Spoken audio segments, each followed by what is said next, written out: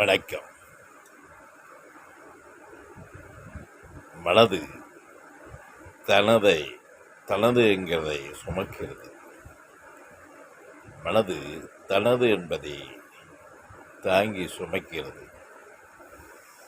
அதனுடைய பிம்பம்தான் இன்பம் துன்பம். மனது தனது என்பதை அடையாளப்படுத்தி சுமக்க வைக்கிறது, சுமந்து கொண்டு இருக்கிறது. அதுதான் உண்மை. ஒரு செய்தி வாசிப்பாளர் வாசித்து கொண்டு இருக்கிறார் லைவாக.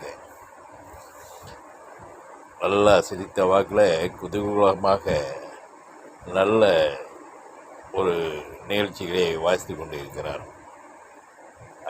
ஆங்காங்கே மலைகள், தமிழகம், மக்கள் எல்லாம் சந்தோஷப்படுகிறார்கள், நல்ல மழை அப்படின்னு வாசித்து கொண்டே இருக்கிற போது கடைசி முடிவில் லைவாக ஒரு பிட்டு பேப்பர் கொடுக்குறாங்க.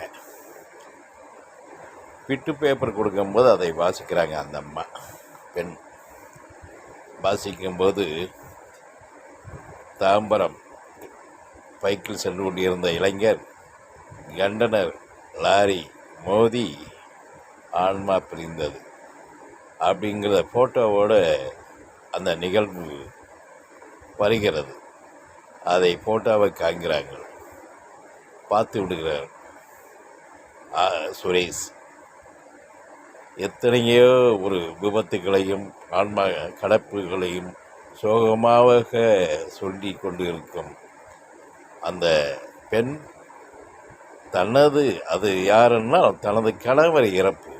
அவங்க தான் அந்த நிகழ்ச்சியை சொல்லக்கூடிய நிலையே பிரபஞ்சம் உண்டாக்கியிருக்கு. அந்த தருணத்திலேயே அழுது விடுகிறார்கள். மற்றவருக்கு இரங்கலாக சொல்லி கொண்டிருந்த இவர் தனது கணவன் அழுது விடுகிறார். அழுதிட்டு என்கில் வணக்கம் சொல்லி முடித்து கொண்டு சென்று விடுகிறார். இது ஏன்? எத்தனை பேருக்கு அழுகவில்லையே? இந்த மனது தனதென்று வரும்போதுதான் அந்த சோகத்தை காட்டுகிறது, துக்கத்தை காட்டுகிறது. காரணம் தனதுதான். இந்த தனதுதான் இன்பத்தையும் துன்பத்தையும் தூக்குகிறது. மனதோடு சேர்ந்த அந்த தனது தான் நிற்கிறது. மனதோடு சேர்ந்த தனது நின்று தனக்கு வந்தது என்று தூக்கி இன்பத்தையும் சரி துன்பத்தையும் சரி தூக்கி செல்கிறது. அதை கடந்து நிற்க முடிய